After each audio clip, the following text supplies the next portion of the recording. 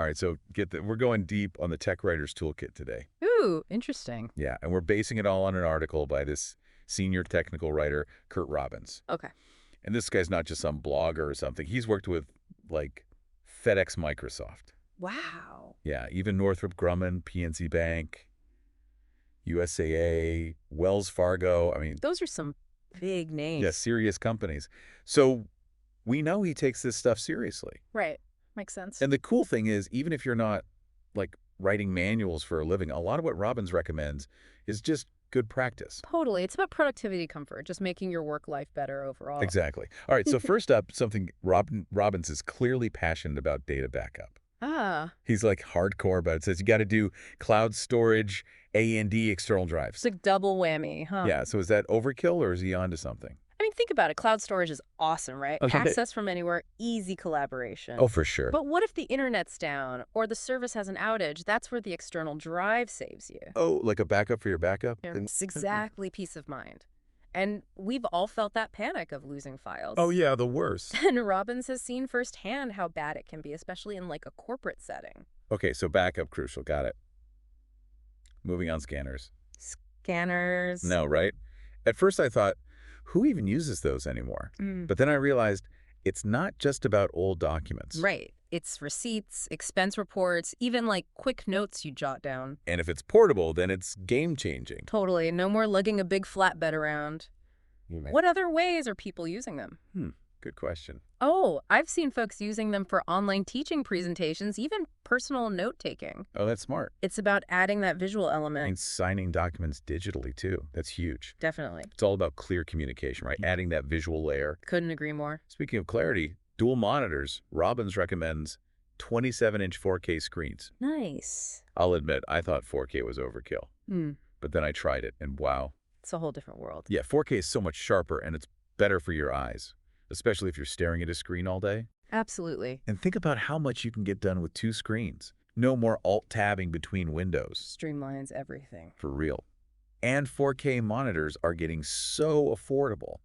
Robbins even mentioned some under $300 that are great quality. That's amazing. Okay, next up, something that affects everyone who uses a computer: ergonomics. Ah, yes, so important. Robbins goes deep on keyboards, mice, everything. Why is it so important? Well, ignoring ergonomics can really hurt you. How so? Wrist pain, carpal tunnel posture issues. These are real problems from repetitive strain and bad posture. Ouch.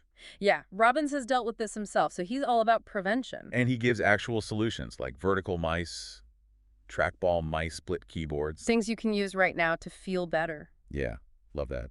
All right, let's get a little techie here. Computer specs. Hit me with it. Robbins talks about CPUs, RAM, all that stuff. For those of us who aren't tech wizards, why should we care? Well, think of it like this: understanding computer specs is like knowing what's under the hood of your car.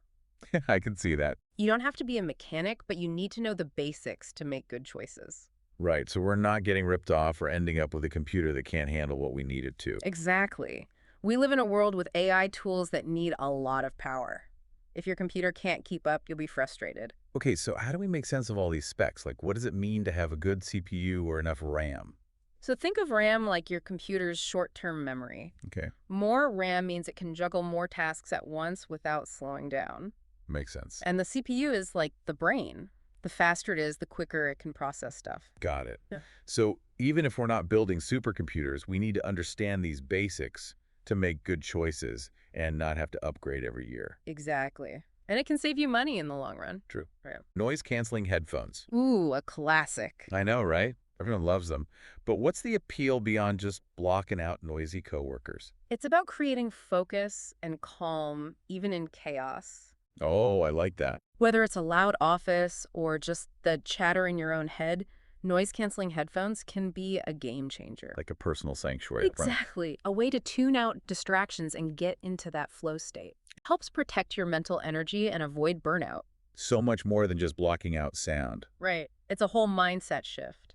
Yeah, it's like you can choose what you hear. Exactly. And that brings us to another thing.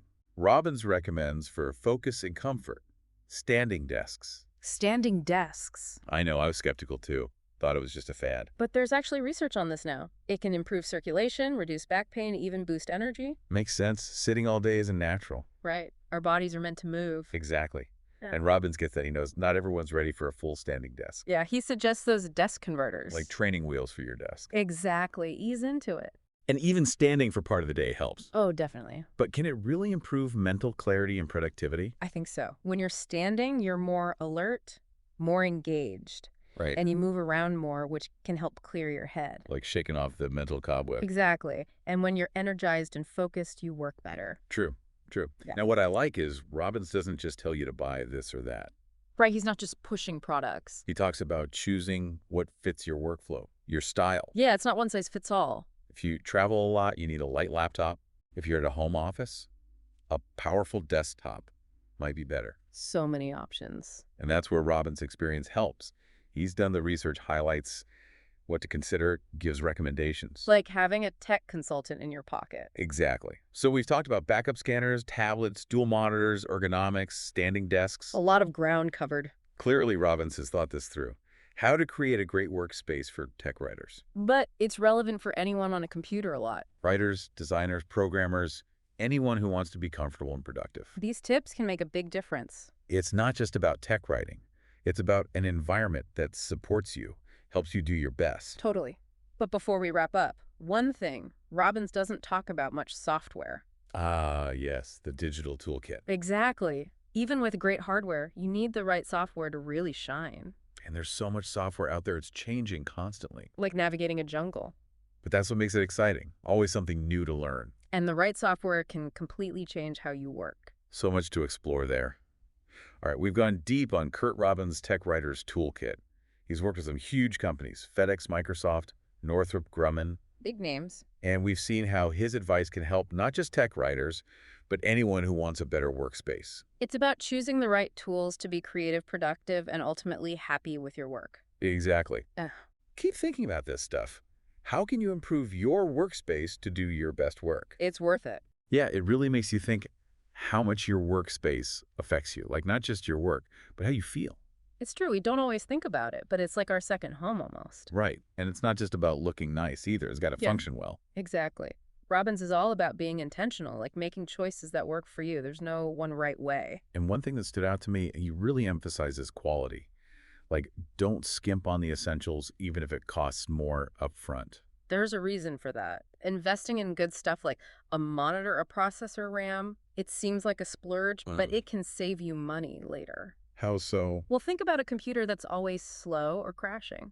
You lose time. You're less productive. Oh, yeah, for sure. You might even have to replace it sooner than if you'd gotten a better one in the first place. It's like that saying, buy nice or buy twice. Exactly. And it's not just about money. A good setup means less stress, less frustration, which is huge. True, true. So Robbins also talks about future-proofing our setup. What's that all about? It's about how technology keeps changing, especially AI. Those tools need a lot of power. Right?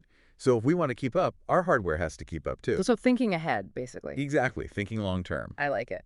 So as we wrap up this deep dive into the Tech Writer's Toolkit, I think the main thing is it's not just about the tools. It's about creating a space where you can do your best work. Couldn't agree more. Yeah. And that's different for everyone. Robbins has given us a lot to think about, and while he focuses on hardware, I think his ideas apply to so much more, like the software we use, how we manage our time. Totally. It's a whole philosophy of working. So whether you're a tech writer or not, I hope this has given you some ideas, maybe even inspired you to change up your own workspace. It's worth it to create an environment that supports you, helps you be creative, productive. And Steven. Absolutely. That's what it's all about.